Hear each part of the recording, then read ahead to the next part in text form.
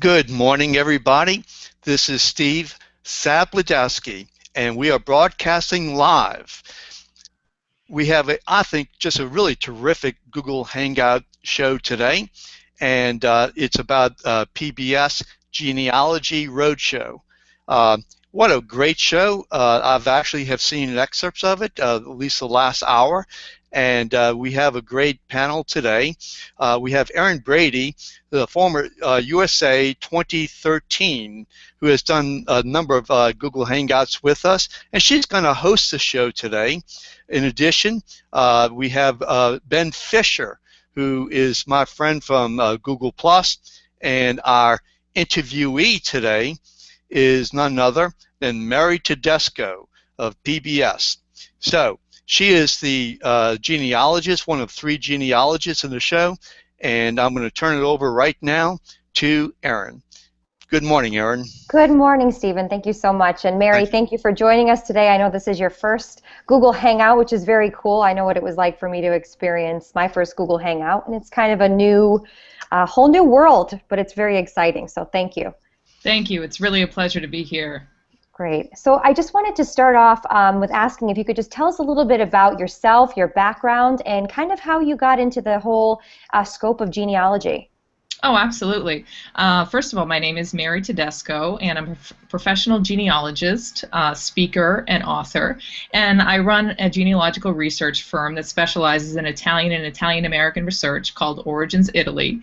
And basically, I got into genealogy in almost an accidental way, but a good way. So I was working in the financial industry, and one of my coworkers actually lent me his login to a big-name genealogy website and said, well, you can find your grandparents' passenger lists on here. And I said, all right. So I logged in and I searched for them and I found them and I printed them out. I brought them back over to their house and I said, is this you guys? And they were like, yes, it is. And honestly, Erin, the rest is history. I was addicted. I couldn't get enough genealogy. And, you know, here we are today, basically. Yeah, that's fantastic. And I read that you do have the Italian heritage on your father's side, but then you also have a little bit of a mix on your mother's side, too. What kind of led you to stick with the Italian side of things? Well, I grew up around my Italian side of the family, so I've always felt very connected to that. And I also, I'm fluent in Italian also.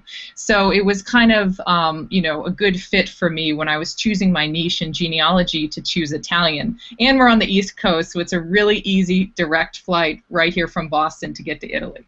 Absolutely. I actually went there for the first time a couple of years ago, and I loved the culture was exceptional, and I loved everything about it. So I can certainly see how you would definitely venture over to that side of the world because it's beautiful. I have the best job in the world. What can I say? I thought I had the best job in the world. I might have you, Steve. I don't know. Okay, go ahead. Sure. So obviously you're very... jobs. I'm sorry, Ben. I didn't mean to interrupt you. No, it's okay. I was just joking. Okay.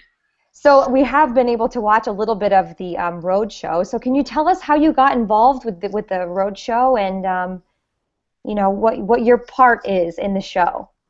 Absolutely. Well, I'm one of 3 hosts on the show, along with Joshua Taylor and Kenyatta Berry. So the 3 of us actually present the genealogy results to each of our guests, which we take great pride in all of the research and the presentation, with a lot of respect to each and every guest. I got involved because this season they were looking for a 3rd person, and I was on the list that Josh and Kenyatta had recommended to the producers, and then I, of course, interviewed. I met the team, and honestly, after I met this phenomenal team, I really couldn't say no to this opportunity, and it's just been a joy since day one. That's great. What would you say you're able to bring to the table that the other 2 hosts maybe don't have, or something that kind of sets you apart from the both of them? Well, I think that the other 2 hosts, and myself included, that we each bring a unique perspective to genealogy. Each of us has a different approach to research, a different specialty, and with all of those qualities, we bring something special that just makes it, in my opinion, of course, very biased, a really fantastic show to watch, because we're able to touch so many ethnic groups in America and so many places in America. Obviously, it's a road show, and I mean, this is really part of something that's so special to to me is that what I would hope from this show is that everybody in America can watch the season and find a little piece that they can relate to, every single person, which is really my goal for being on the show and doing the show. Right, and I was going to say I think that's the most special part. I know that the first season they were able to travel to different cities like Tennessee and San Francisco, Detroit. Second season, they're going to capture New Orleans, which I know Steven's very fond of, and we were excited to watch that. What would you really like to see maybe in the future, another place to go in the States that you think would really be a key to the show? Well, I mean, my goal on Genealogy Roadshow as an optimist is to go to every city in America and just capture the true America, which we do in each and every city that we go to. Capture the local culture, a bit of the local history, which we absolutely did on our 2 New Orleans episodes. I mean, highlight the ethnic groups and, you know, the various diversities in each area of America, because each city in America is really a microcosm of just, you know, culture and heritage and everything unique. And you could do the show in any town in America and it would be amazing, because there's that diversity and that specialness in every place in America. I agree with you. Well, you have to make it up to the East Coast. Oh, absolutely, absolutely. So we'd love to have you up here in Connecticut, that's for sure. Oh, I would definitely say to contact your local PBS station and let them know you want to see the roadshow in your town. Yes, I certainly will.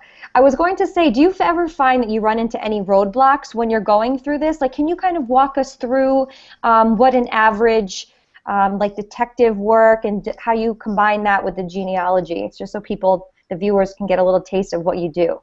Sure, absolutely. The beauty of genealogy is that every day is different. Every client or every guest that comes on the show has something unique to be researched, because as we know, no 2 families are the same and no 2 families have the same story.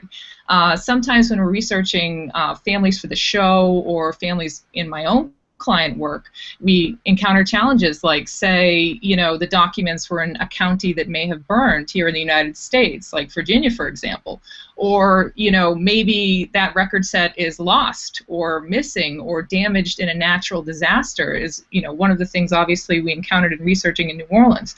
So as genealogists, we're really tasked with finding creative ways to overcome these roadblocks, whether it be consulting local historians or working with local genealogists in New Orleans and in our other cities. We do everything that we can to overcome these roadblocks. We really do. Yeah, I could definitely see how that could be a problem, because you really can't prevent any of that from happening. And once you hit that roadblock, it's kind of unfortunate if you can't find any more of information. Absolutely. And by the way, yeah, go ahead. I was just going to say, we do have a comment from the audience, and Andrew Hatchett, a good friend of ours, who's very much into genealogy, says, by the way, Mary, that you're prettier than Josh. Oh, thanks. I appreciate that. Yeah, I was just going to comment, or at least ask a question about New Orleans. I was there during the filming, and I had no idea what it was going to look like. I saw the entire hour program from the Cabildo in New Orleans, and I got to tell you, as an attorney, as somebody who loves successions, I mean, that's a great show. And I'm just wondering, how do you get involved in the actual piecing all the puzzles together? I mean, it's just you're using different databases. You're using all kinds of newspapers. What other sources do you use? Well, Steve, first of all, I have to say that it really takes a village to research a TV show. And we have an amazing research team that works in conjunction with the 3 of us, Josh, Kenyatta, and myself. And it's really a group effort. It's a team effort, along with working with the producers. I mean, you know, it takes all of us to put these beautiful things together. Different expertises, you know, different specialties from various genealogists. I mean, we call basically, you know, phone a friend on Who Wants to Be a Millionaire. We call them the best when we need it. We call them people with the specialties that we're looking for. And that's what really good genealogy is about. It's calling in people with your expertise. I mean, my expertise may happen to be Italian-American research. So another person's expertise is German or African-American or anything else. So we really integrate those those professionals that, you know, have research expertise in the stories that we're researching, which is, I think, a really special part of this program. What's the biggest mystery? Because that's the way I look at it. This is a real mystery show. It's a historical mystery, and I think New Orleans is the histories of mysteries. So, I mean, that being a mystery, do you have an idea as to what you're going to be looking for when you have an assignment such as those that are coming up next week for New Orleans? Well, when after the producers had chosen, for example, each of the 3 cities, for example, New Orleans, they sought out a diverse mix of folks to be on the show, and these people actually applied to the show, and most of them asked a question or a series of questions, and our research team tackled it, and we got to the bottom, or, you know, disproved or proved various things, and then we chose a storyline, of course, that would appear on the air, and that's part of the producers' television magic that I don't understand they do, but they're wonderful at it. So I definitely trust them with that, but they know what to look for, and they know what'll make an amazing TV and an amazing story that people can relate to. Erin?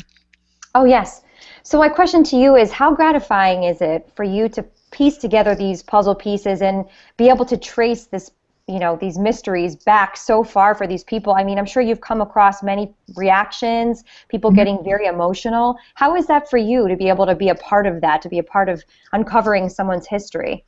Erin, it's an honor and a privilege to research every single guest for the show and every single client in my own personal business, because when I'm researching a family, I actually get very attached to it. I kind of almost adopt them emotionally when I'm doing research, like they're my family. And that's one of the reasons why every single story that I research, whether it's big or small or, you know, 2 minutes or 30 seconds or 10 minutes, each of those stories, you know, is a piece of me getting back to them. And genealogy is really a legacy that we can present to these clients and, you know, these guests that they can hold on forever and pass down to their children, their grandchildren, you know, future generations. Genealogy never dies. It goes on forever with each of our subsequent generations. Well, and genealogy it's a lot of lost information or just unknown information in general, right? So I guess one question I would have for you, Mary, is what would be one of the most standout stories that you have from your experience? Well, you'll have to tune in next week to see the Board of Trade and the Cabildo, because we have an amazing story with a very diverse family that is very, very special to me. And I obviously can't give out any spoilers, but this is not a week you're going to miss. I absolutely love New Orleans, and this is a New Orleans story. It's very, very special. Does it have to do with Marie Laveau, the Voodoo Queen?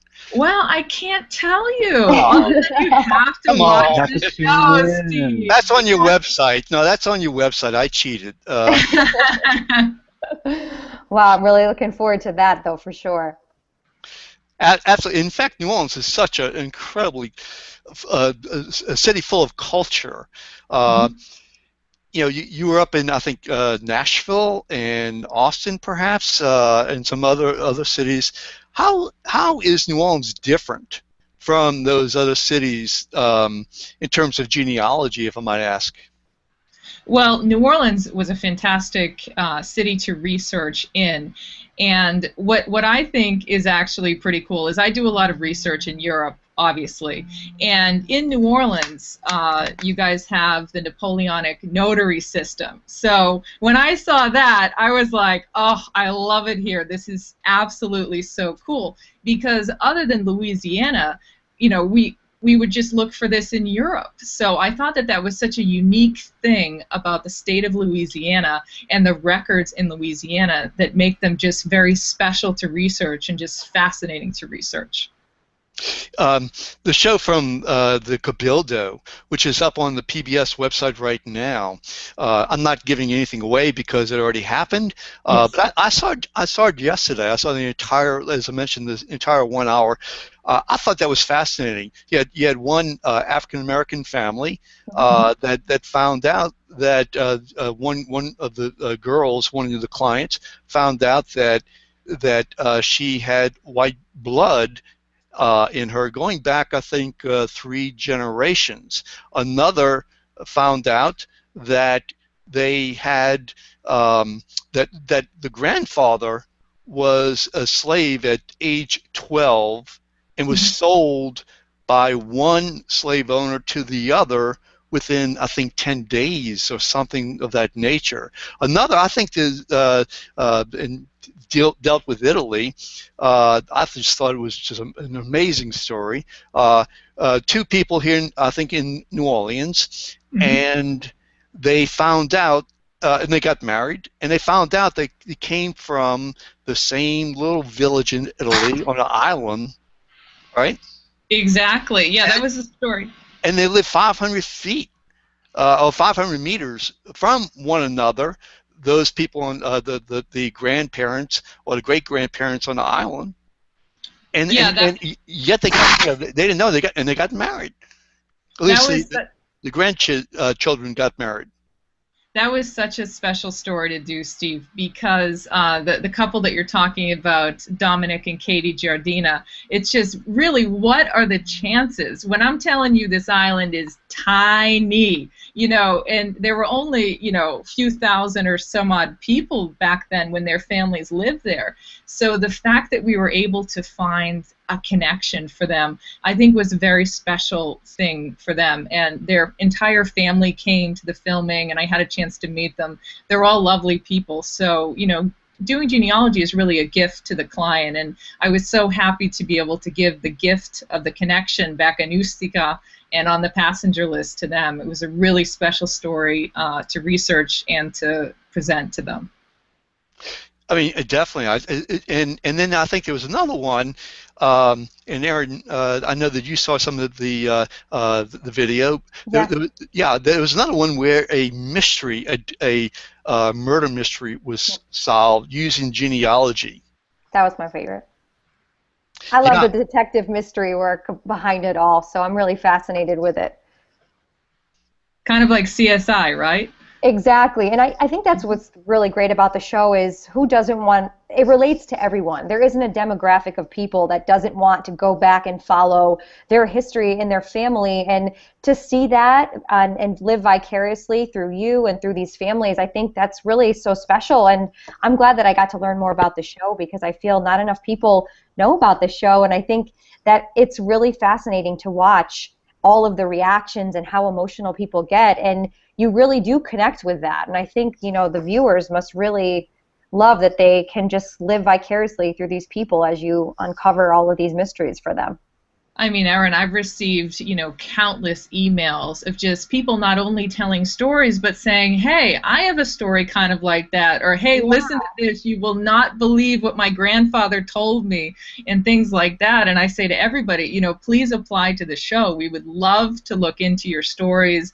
And if you go, you know, right to genealogyroadshow.org, there's an application form. So I encourage everybody with a story or with a curiosity that wants to look into it, that wants to find these really potentially very cool answers, or not cool, depending on what kind of a story it is, to definitely apply to the show because we are looking for those applications. I love the CSI analogy, Erin. That was awesome. Yeah. We actually have another question from the audience, and this one is coming from Scott Scowcroft. And he wants to know, Mary, has anything really surprised you during your time on Genealogy Roadshow?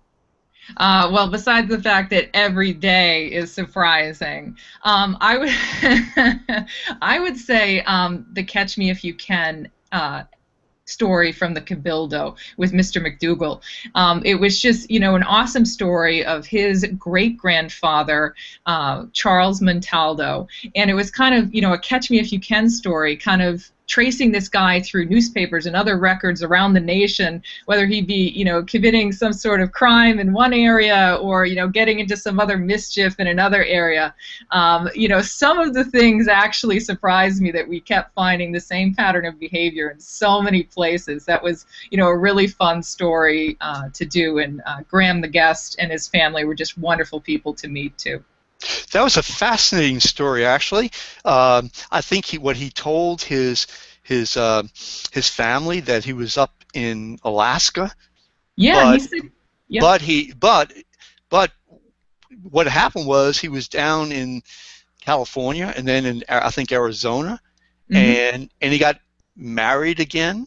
I think maybe it was a putative marriage, because I don't know if he had divorced the wife down in New Orleans. Am I correct? Or Exactly. That is precisely right. So he was bouncing around from, these various cities, and we were able to track him through newspapers and various other records.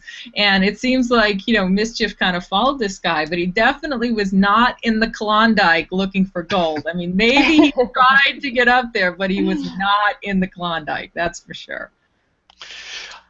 I guess the family probably got really kind of upset. I mean, they had a notion that he was up there pioneering, but I think he got arrested 2 or 3 times. One for he opened up some kind of show with a bar, and he slapped one of the people. I mean, you're looking back, what, 120 years to find this out, and the family interested in finding this information discovers that he was a scoundrel. Excuse me, but that's what he was. Yeah, I mean, well, family legends and family lore, Steve, can be just so prominent and poignant in each of our minds. I mean, think about the stories that we hear from our grandparents or even our parents of legends from, 150 years ago. I mean, my grandfather to this day, who's 94, he tells a story about his great-grandmother, and she saw Garibaldi march through the town in, a little town in Italy, and that memory is from the 1860s. So, I mean, we have these memories from so long ago in each of our families, and if we each just think for a minute or even a second, the memory always comes to mind, our special family memory, our special family story that we can't forget, that we want to get to the bottom of. And I think, everybody has that, which is really exciting. I was just thinking, how can we, I mean, just thinking out the box, how can we take genealogy to the internet in terms of Google Hangouts? That is a great question. We'll have to brainstorm about that. But I know there are some folks doing some, wonderful Hangouts with genealogy, and that's something that I think is just on the cusp of getting started. This is a very exciting forum for collaboration and a medium to do quite a lot of things, and I think that's a wonderful thought. I think there's a lot of potential here. Erin, now that's like. I was just going to say really quick, Stephen, one other thing, there's actually a really large community here on Google+. And I think it's Dr. Myrtle's genealogy community, I believe is what it's called. Andrew Hatchett is actually part of that. And people are in there all the time. They're collaborating with each other, trying to help people track down their ancestry and different stories and all sorts of things. So there is a rich culture here, actually, that's really interested in genealogy, and actually there's probably quite a few people watching it right now. So might be interesting, definitely, to explore Hangouts with genealogy. Yeah, that's your Myrtle. That's a wonderful, wonderful group. I love Pat, who runs it. Now, Erin, that's your new assignment to take this to the next level, right? Absolutely. Well, that's what I was going to ask, was how you foresee technology in general, not even necessarily Google Hangouts, but how you foresee that helping the genealogy industry in general. Like, how do you? I mean, I know obviously a lot of records are on newspapers and things of that like that, but you look at something, for instance, just doctors' offices and how they're putting everything into the computer systems. I mean, do you already have a system like that in place, or? Well, I think, what we're talking about, a piece of what we're talking about is genealogy crowdsourcing, which is we have a research problem, and we take it to the internet. We take it to Google+, we take it to, Facebook and Twitter. You say, hey, I'm looking for this. Does anybody have any ideas? And it's a very powerful pooling of expertise, and I really see more of that in the future. And that's a critical component of the future of genealogy, the future of collaboration, both in genealogy and in other fields. I know it's happening as well. And it just gives us more of an opportunity to solve our research problems and find new and unique ways to do things for genealogy, which is a very exciting thing for the future. Technology is so amazing, so I can only imagine what's going to happen just in the next 5 or 10 years. I'm very excited about it. Yeah, I'm sure.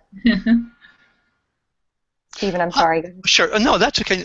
How much history do you need to know? Like, for example, I got my BA in history, and which is histories ago. But do you need to have a really good historical background to put things in perspective? I would say absolutely, Stephen, and I am a constant student. That is one thing I will never stop being. I'm always learning new things about various aspects of history based on, what the research is. In each of the 3 cities that we went to on Roadshow this season, New Orleans, St. Louis, and Philadelphia, I had a chance to get really a crash course in local history in each of those 3 places through the stories that we were researching and presenting. Because, genealogy is not just names and dates. It's the historical context and the lives of each of these individuals that we descend from, or maybe are in our extended family tree. So we have to put these people into context of, the ideals and the history in which they lived. And that's what really prevents genealogy from ever getting old, because you're always learning something new, no matter what you're researching. My God, just think, going back, at least going forward 100 years, 50 years, 25 years, next year, the kind of information that you're going to be able to get because of this digital age is just, you can basically clone a life, clone a family, and put it out on the internet. It's just, and the genealogy aspect of it is just extraordinary. I think you're right. I think you do have the best job in the world. And I would definitely encourage people to, write down everything you know about your family history, because think of it this way. You know more than your kids or your future grandkids or whatever. You know more than anyone else that may descend from you. And interview older relatives. Get all the information that we can right here and right now, because that is really priceless. Say if an older relative passes away, they may have known things that nobody else in the family would know. So I would definitely encourage, spend some time with your older cousins and relatives, aunts and uncles. Find out their stories. I always just hit record on my iPhone whenever I'm around my grandfather, because there's always some new element that he tells every time he tells a story, and I know that's the same case with a lot of folks and their grandparents or older relatives. So in other words, write a journal, so 100 years from now, when somebody like Mary Tedesco is on another show, looking backwards at a family history, we can find something. Exactly. Yeah, we can say about it. Consulting the journals of Erin Brady and Ben Fisher. So. Mary, I had a question. Being that you've done so much work in Europe, what would you say is the biggest difference that you've found in Europe versus coming here to the States? Is there something that really stands out, or is it really all kind of similar? Well, doing business in Italy is different from doing business anywhere else in the world. And anybody that's done business in Italy will definitely agree for me. For example, in Italy, there are not, almost 9,000 ways to do Italian genealogy. That's one for every single tiny little town in Italy. Because research in that country is on the local level. You have to go directly to the parish priest. You have to go directly to the city hall, because that may be the only place where you can find these original records, because the vast majority of genealogical resources that we look for are not online. And so it oftentimes is necessary, not just in Italy, but in other countries in the world, to go on site, to go to the location, to really immerse yourself in the place that your ancestors lived, which is a whole other discussion, a very, very special thing for each person. Wow. Yeah, I can imagine. I know all those little towns, everybody is so tight-knit, and it's got to be quite an experience to kind of go in and see that all firsthand. It's an experience of a lifetime. And I tell people, I say, I want to see every single town in Italy, every last one of them. And eat something along the way. Exactly, and I won't stop till I do. That's so amazing. I was going to ask you, too, what are your future goals with this, and especially with the show? Is there something that, another element to the show that you'd like to bring in, or just any ideas that you'd really like to incorporate? Well, I mean, I definitely leave the production elements up to our amazing production staff into PBS. But, Yeah. you know, as I said, I would love to see Genealogy Roadshow visit every single town in America, because every town has something unique and special to offer, and a unique cultural heritage, and just everything about it that makes it special, and, you know, every place every American can relate to in some way. Yeah, that's amazing. Well, I got to tell you, I think New Orleans is best. I mean, seriously. A little biased. Yeah. I mean, without doubt. I mean, think about it. We have French and Spanish and Italian, right? Yeah. Right. I mean, we definitely have Italian. Totally. That's for sure. You know, we have Jewish. You know, that, you know, me and you're thinking of. You know, I was wondering, like, my family on the father's side comes from Poland area, right around Russia. Mm-hmm. And one of the things I found, and actually, your producer told me that last year when they were filming, and I didn't know this, that like the name Sabludowsky came from the town in Poland, and that when people came over, you know, in this case in the 1880s, 1890s, they took the last name, took the name of the town. I didn't know that.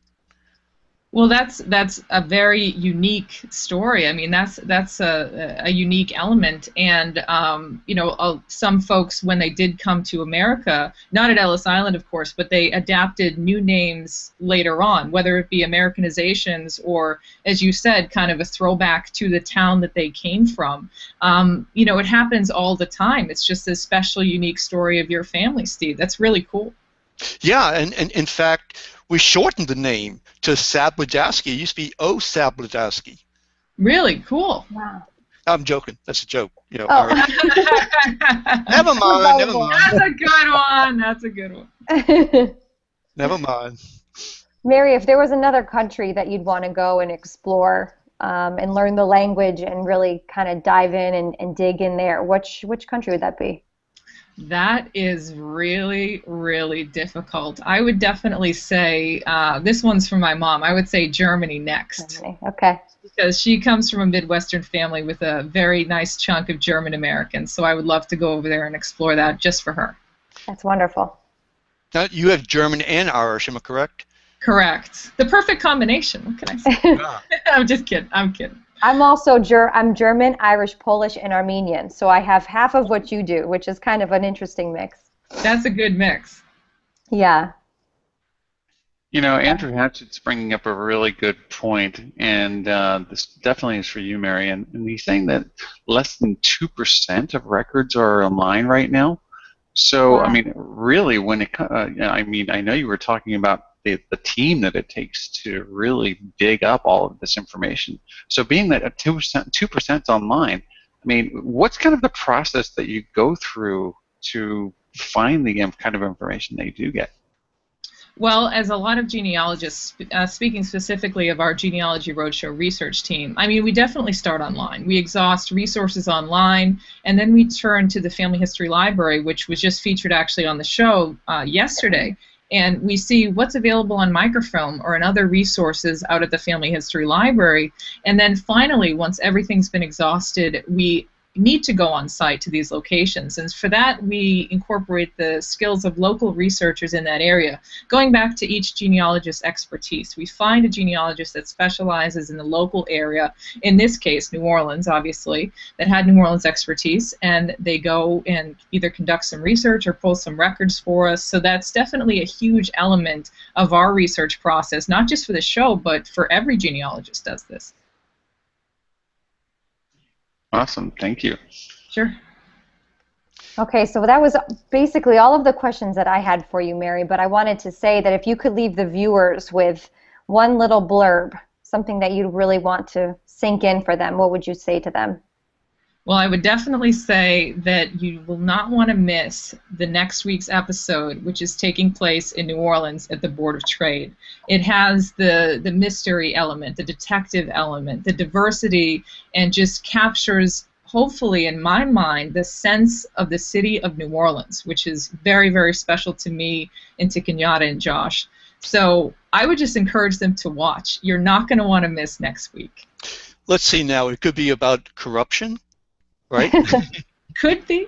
Yeah, no, I'm just joking because you know, Orleans is known for that, but as well as Mardi Gras and great food and great people. Fantastic food. Yeah, great food. It's super food. You know, I'm just wondering if I might, and that is, if I wanted to, let's say that I was going to college and I was interested in getting involved in genealogy as a career.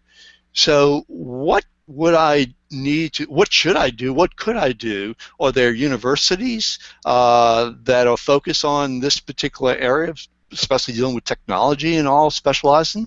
You know, what, advise me. I'm 18 years old, I'm ready to go to college. I want to get involved in genealogy. What do I do? Well, the educational opportunities for genealogy really increase every week and every month. For example, I took the Boston University Certificate Program in Genealogical Research, but that's absolutely not the only one out there. There are many genealogical opportunities. There are institutes, there are conferences. There's just an amazing array of educational opportunities for genealogists because, as I said before, you never stop learning as a genealogist, and continuing education is just a really crucial thing for that. But to every 18-year-old, I would just encourage them to follow your passion, because it's so much better when you're doing something that you truly love, that gets you up in the morning, that just gets you excited, that you want to do forever. It's a really special thing. So everybody follow your dreams. I love that message. You never go wrong. Absolutely not. That sounds like an Erin Brady message. Really? Really, follow your passion, follow your dreams. passion. I mean, for sure, absolutely.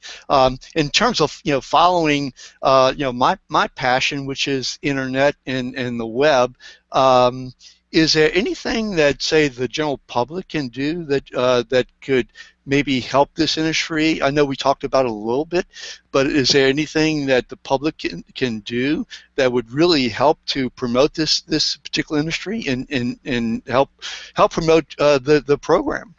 Well, I would say besides watching Genealogy Roadshow on Tuesday nights at 8 p.m., of course, I would just say, you know, get online, start your family history research, start to get curious. I mean, I ask each of my clients, what are the top 3 things that keep you up at night, that you want to know about your ancestors? And those are the things we answer first. So what are those for each person? What are those for you? What just keeps you up at night and just makes you so curious? And you won't even realize you're doing work to kind of find the answers to those. So I would definitely encourage people to do that. I have a curious question. So just what do you think about sites like Ancestry.com? Oh, it's a wonderful site. They're actually a funder of Genealogy Roadshow, so we love them. Thanks, Ancestry. Awesome. Yay. In fact, I think PBS ought to offer a discount for people to buy their software. I mean, that's a great site. That's a great site. We're going to be closing just a second, and I thought that maybe we can just kind of play a little game, and that game is, if you were doing a search of your own family, what would it be that you really want to find out? And Erin, you're first. I would have to say I'd really like to learn a little bit more about my Armenian culture. I know that my grandparents' family came from Turkey, and they struggled a lot, and I would love to just know a lot more about where they've come from and the kind of things that they had to experience and go through, because I don't know a lot of it, and unfortunately my grandparents on my mom's side have both passed, so I feel I don't really have someone to talk to and get that information. So that would definitely be the aspect of my life that I'd like to know a little bit more about. Ben? Like Erin, both of my grandparents basically definitely have passed away. And I actually wouldn't mind digging even deeper and trying to go back maybe even 2 to 3 more generations. and try to find out really where, you know, kind of everything started. And my family has a deep engineering background, and my grandparents actually also came from Poland as well, Stephen. So hey, we might have been past neighbors, our families. Very Now possible. Mary, that's your new assignment.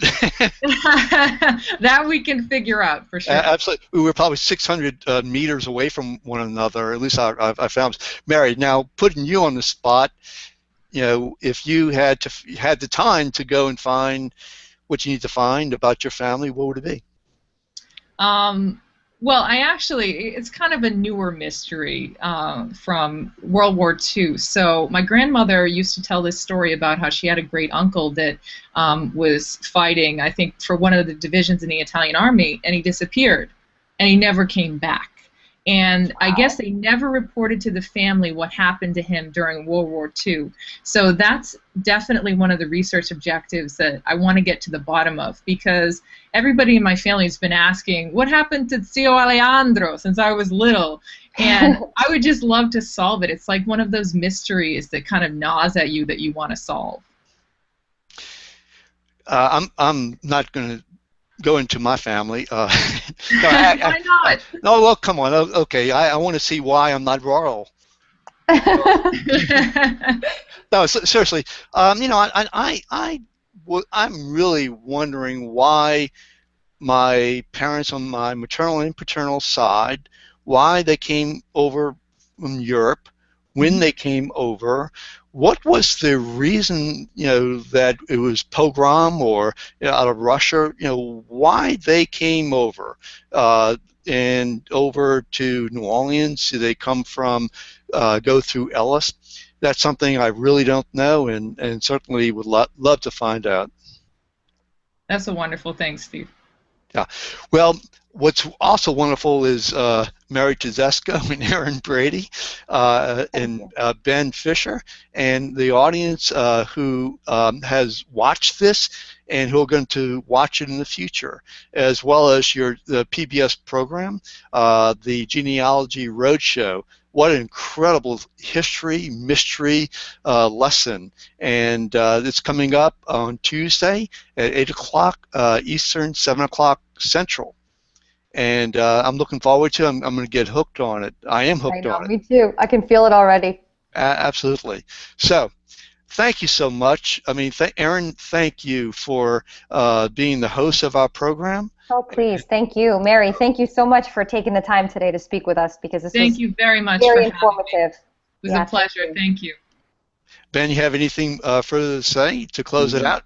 No, thank you very much, Mary, for joining us. I know you've got a busy schedule, and looking forward to watching you live on TV. I mean, I am a history buff, and I love everything about this, so I'm looking forward to getting into it and watching all the CSI. Thank you so much, guys. Thanks, Erin. Thanks, Stephen. Take care. Thank you. Bye. Thanks so much. Now, Ben, you're going to close? You're going to end?